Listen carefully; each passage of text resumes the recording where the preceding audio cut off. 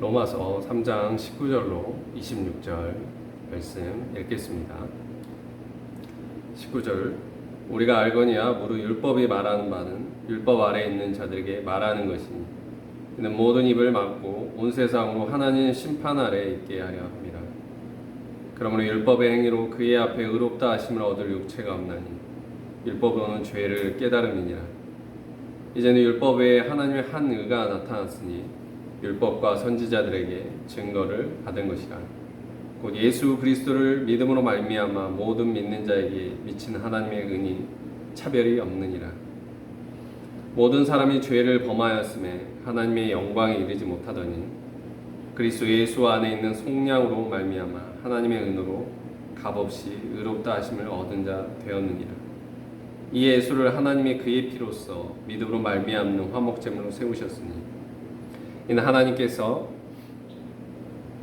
길이 참으신 중에 전에 지은 죄를 간과하심으로 자기의 의로우심을 나타내려 하심이니 곧 이때에 자기의 의로우심을 나타내사 자기도 의로우시며 또한 예수 믿는 자를 의롭다 하려 하심이라. 우리는 지난 시간에 로마서 1, 2장을 말씀을 통해서 이방인이나 유대인이나 할 것 없이 모두가 다 죄 아래 있다고 하나님의 심판과 영원한 형벌을 피할 수 없다는 것을 알게 되었습니다. 본문 23장의 3절에서 이것을 다시 말하고 있습니다. 모든 사람이 죄를 범하였음에 하나님의 영광에 이르지 못하다니. 모든 사람이 범죄하였기 때문에 하나님의 영광에 이를 수 없었습니다. 사형 판결과 영원한 지옥 형벌을 피할 수 없었습니다. 율법은 이 세계를 명확히 깨닫게 해줍니다. 19절 20절 말씀과 같이 율법을 통해 죄를 깨닫고 온 세상이 하나님의 심판 아래에 있음을 알게 되는 것입니다. 오늘 우리가 하나님의 말씀을 가졌는데 이 말씀 속에는 이 율법적인 기능이 있습니다. 그래서 내 안에 들어온 죄를 깊이 깨닫게 해줍니다. 하나님의 심판 아래에 있는 나임을 알게 합니다. 하지만 율법이 죄를 깨닫게 해주지만 죄로부터 구원해 줄 수는 없었습니다. 율법의 행위로는 하나님의 심판 앞에 의롭다 하심을 얻을 수 없는 것입니다. 그렇다면 우리가 어떻게 죄로부터 구원을 받을 수 있습니까? 우리가 어떻게 하나님의 심판 앞에 의롭다 하심을 얻을 수 있습니까? 바울은 21절에 이렇게 대답합니다. 21절에 이제는 율법 외에 하나님의 한 의가 나타났으니 율법과 선지자들에게 증거를 받은 것이라. 이제는 우리를 죄로부터 구원하는 하나님의 한 의가 나타났다고 말합니다. 구약의 모든 말씀과 약속들은 이 하나님의 한 의를 위하여 있어온 것이었습니다.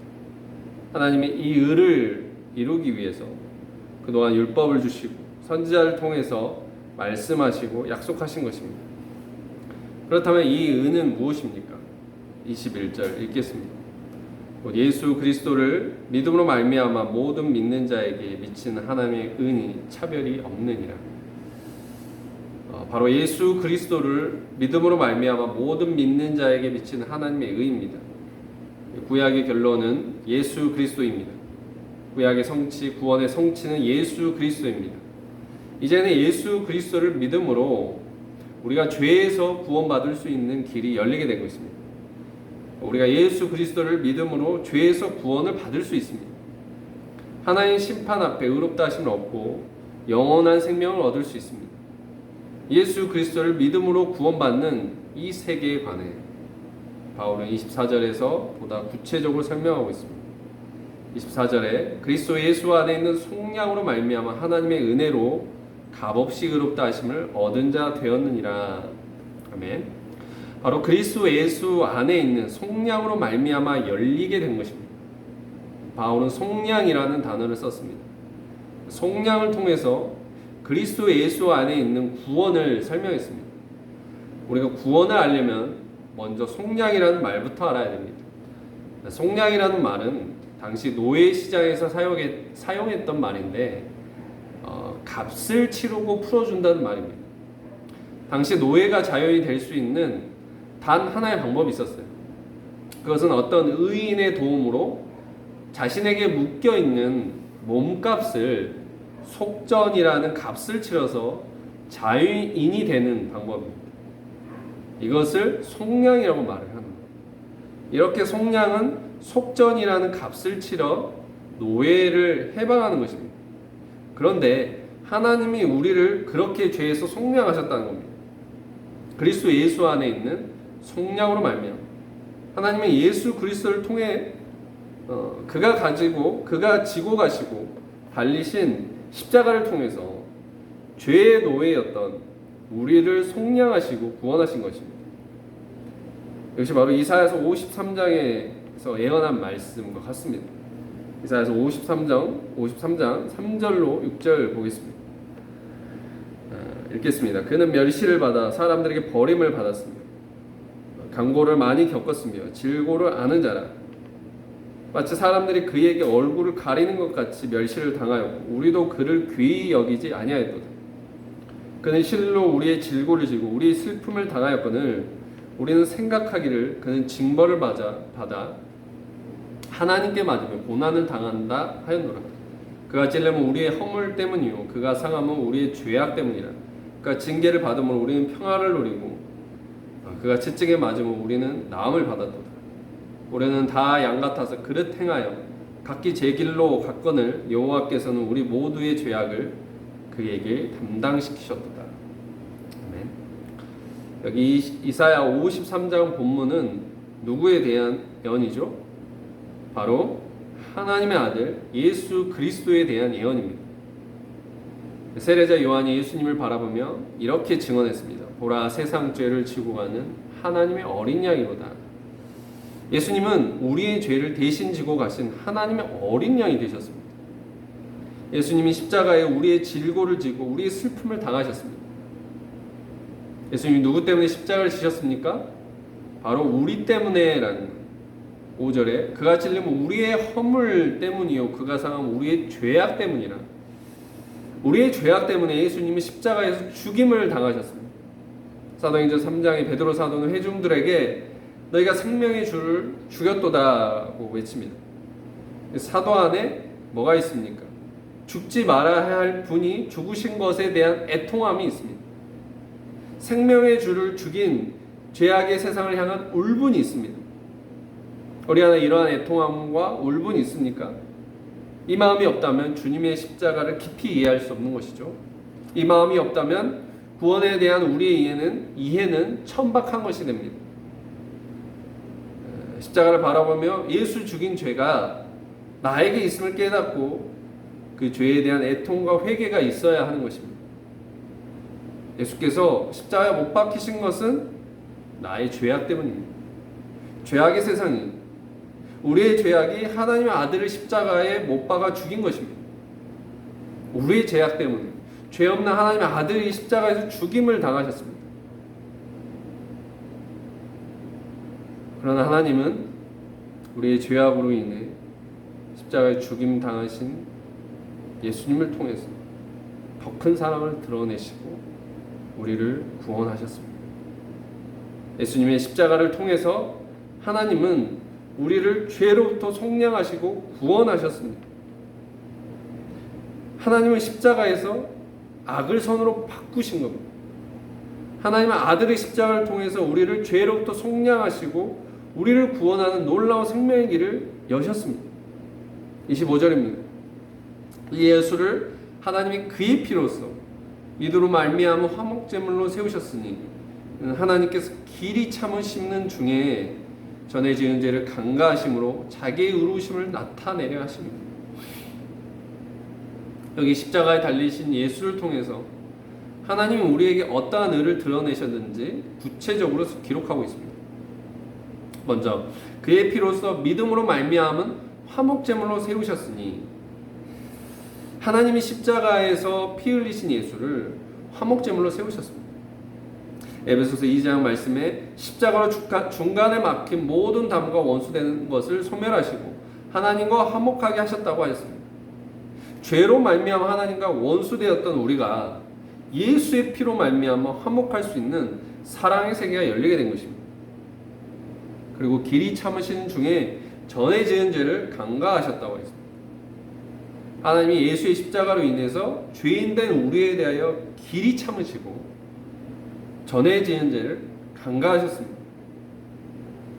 하나님은 자신의 아들을 십자가에 못 박은 우리의 악으로 갚지 않으시고 도리어 더 큰 선을 베푸신 것입니다. 하나님이 이 놀라운 의로 말미암아 예수는 우리를 위한 화목제물이 되신 겁니다. 예수의 십자가는 하나님이 죄인된 우리를 향하여 오래 참으시고 전에 지은 죄를 간과하시고 용서하시는 사랑으로 우리에게 다가오게 된 것입니다. 26절 읽겠습니다. 곧 이때에 자기의 의로우심을 나타내서 자기도 의로우시며 또한 예수 믿는 자를 의롭다 하려 하심이라. 아멘. 그런데 이 놀라운 하나님의 은혜와 구원을 우리가 어떻게 받게 되는 것입니까? 아무 조건이 없습니다.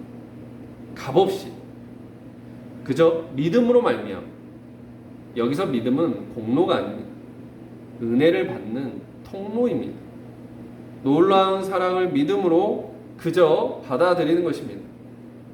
믿음 그 자체로 죄가 없어지는 것이 아니라 죄를 사여주는 십자가의 은혜와 공로를 우리가 믿음으로 모든 죄악을 사함을 받고 구원을 얻게 되는 것입니다. 그러면 이 믿음이 아무 공로 없는 것이지만은 누구나 할 수 있는 것이지만 이것이 너무나 중요한 것입니다. 여러분, 아무리 놀라운 진실이라도 내가 그것을 믿지 못하면 그것은 나와 상관이 없습니다. 아무리 큰 선물이 주어져도 내가 그것을 받아들이지 않는다면 내 것이 되지 못합니다.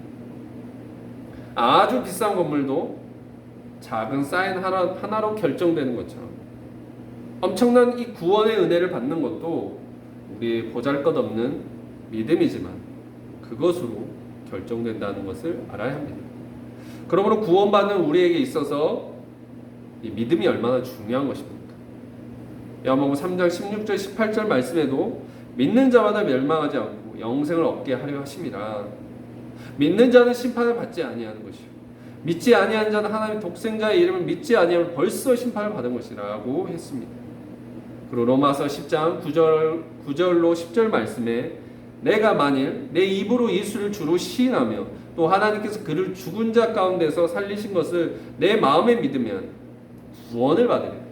사람이 마음으로 믿어 의에 이르고 입으로 시인하여 구원에 이르느니라고 했습니다. 아멘.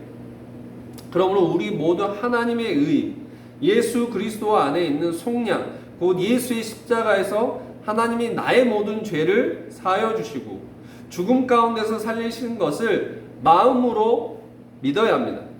그리고 입으로는 예수는 나의 주라 시인할 수 있어야겠습니다. 믿음으로 아멘 하면 되는 것입니다. 일종의 사인과 같은 것이죠. 큰 건물이 사인 한 번으로 소유주가 완전히 바뀌듯이 우리의 영혼도 믿고 아멘 한 번 하면 그것으로 우리의 소유주가 바뀌는 것입니다. 사단의 것에서 하나님의 것으로 바뀌는 것입니다. 소속과 자리가 바뀌는 것이 구원입니다. 지옥에서 천국으로 천국 시민이 되는 것입니다. 여러분 모두 예수의 십자가로 그 아들의 피값으로 이루어진 구원을 감사와 감격으로 믿음으로 받으셨습니까? 아멘으로 받으셨습니까? 그렇다면 이제 하나님이 의롭다 칭하신 의인이고 하나님의 자녀이며 천국의 백성이 된 것입니다.